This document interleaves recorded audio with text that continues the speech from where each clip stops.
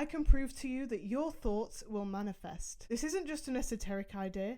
By drawing on neuroscience and psychology and maybe even quantum physics, we can prove that whatever thoughts you predominantly think will show up in your reality in one way or another. My name's Georgia. I have a master's degree in consciousness, spirituality and transpersonal psychology, and in my free time I love to research manifestation and the science behind shifting our reality. Now, in today's video, we're going to be looking at manifestation from a scientific perspective to prove exactly how our thoughts become manifest. This is not to scare you, because obviously if we have negative thoughts, then we might be worried that those negative thoughts are going to become manifest in our lives. It's actually to empower you, because when we understand how this works and understand that we have control over it, then we can choose our thoughts with intention and use this power to shift our lives. So firstly, what happens when we think a thought? When we are thinking, there are neural pathways lighting up in our brain, and the more we repeat a thought, the more we strengthen the associated neural pathways. So when we're thinking, there is physical activity happening in our brain. Now, this physical activity produces brain waves, and some people suggest that these brain waves actually extend beyond the skull and can have an influence on reality in this way.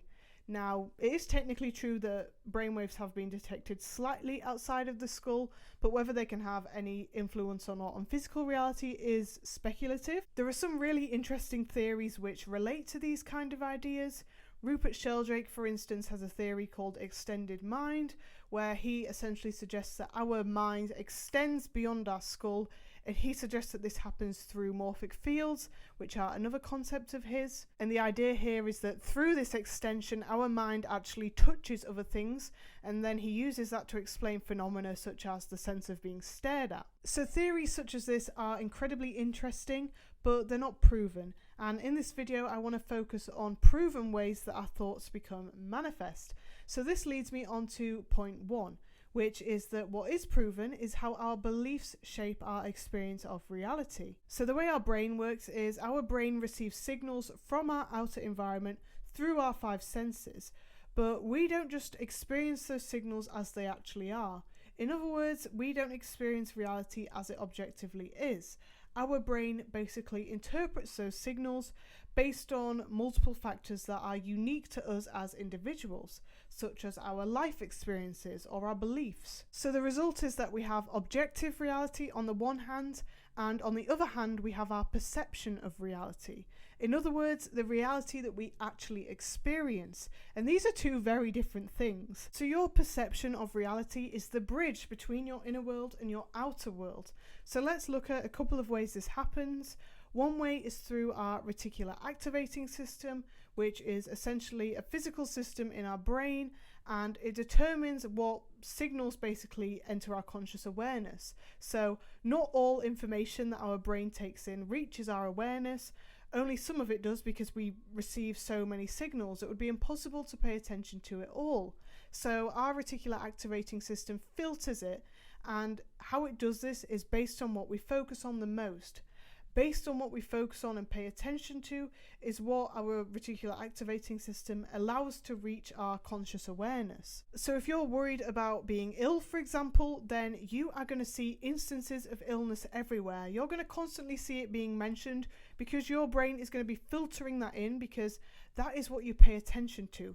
So your brain has essentially deemed that as important.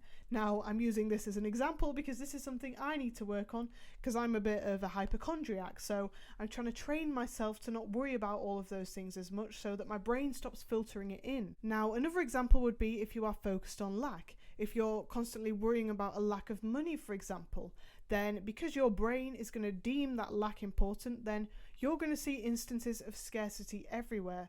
You're going to constantly be seeing things that you can't afford, or instances of other people living in scarcity. Now, on the flip side, you could be focused on abundance. For example, you could be showing gratitude for the money that you have, for all of the things that you can afford, for all of the food you're able to put on the table. In this case, because through your attention you've deemed abundance important, then your brain is going to filter more of that in. So whatever you focus on is what you tune your mind to. And by the way, the reticular activating system is the reason why, if you want something like a new car, for example, suddenly you see that car everywhere. So in this way, simply through tuning your brain, you are making your predominant thoughts become manifest. Whatever you are thinking about the most is what you are going to see more of. Now, the second way that our thoughts become manifest is through something called cognitive biases. So what cognitive biases are is essentially you can think of them like mental shortcuts. So again, it's another way that our mind determines what to pay attention to. Now, a particular type of cognitive bias, which is very important for this video, is confirmation bias. And confirmation bias is where our beliefs are confirmed back to us. So our brain essentially seeks out evidence to confirm to us our existing beliefs. So it's similar to the reticular activating system. It's another way that certain things will be brought to our conscious awareness while other things will be overlooked. So if you believe that you're really bad at speaking to people, for instance, and I'm exposing myself here because I'm using all my own examples, as someone who has suffered from social anxiety for most of my life, this is a very real example for me.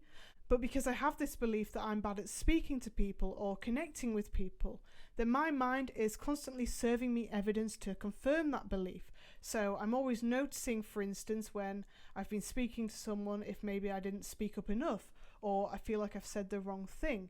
Instead of focusing on the good interactions I've had with people where I have been able to connect with people, my mind is constantly causing me to zone in on those negative interactions. So in this way, this belief I have about myself, which is all tied up in social anxiety, is constantly becoming manifest for me because my brain is constantly serving me evidence which accords with that belief.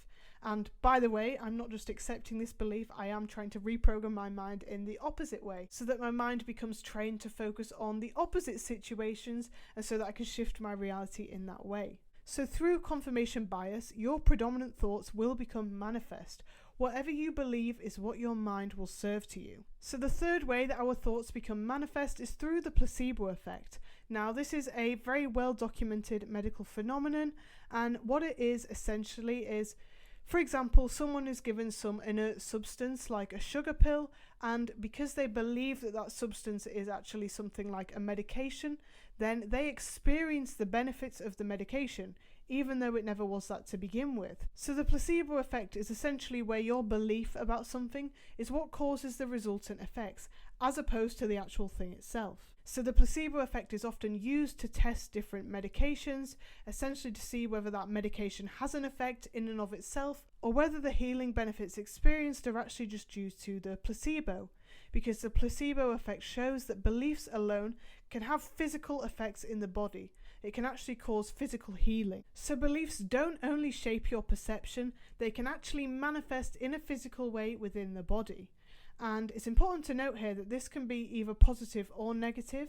So we've talked about the placebo effect, but there's also something called the nocebo effect, which is essentially the opposite. It's where our beliefs cause negative effects. If we believe that we're going to get ill, or if we believe that a particular treatment isn't going to be effective, then those beliefs can also have physical effects within our body, this time negative.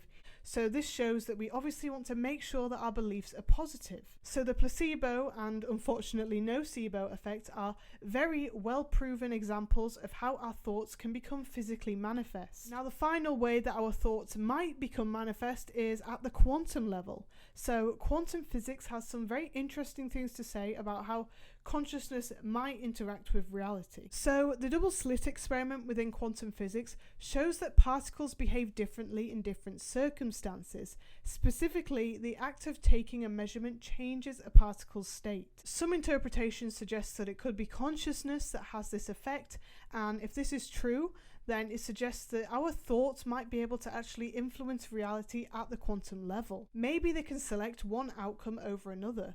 And so maybe when we constantly think a certain thought, there's actually a mechanism through which that thought can eventually materialize. Now this is speculative, but it is fascinating. So if you want to understand the double slit experiment in detail and understand exactly how consciousness could have this effect, then you can watch this video next. For now, even without the quantum physics, there is plenty of neuroscientific and psychological evidence to show that in one way or another, your predominant thoughts will be reflected back to you and so will become manifest. If you want to make sure that your mind is programmed in alignment with your desires so that your thoughts are reflecting back what you actually want to experience, then you can watch this video here in which I teach you how to reprogram your mind. I really hope you enjoyed this video. Please give it a thumbs up if you did, and thank you so much for watching.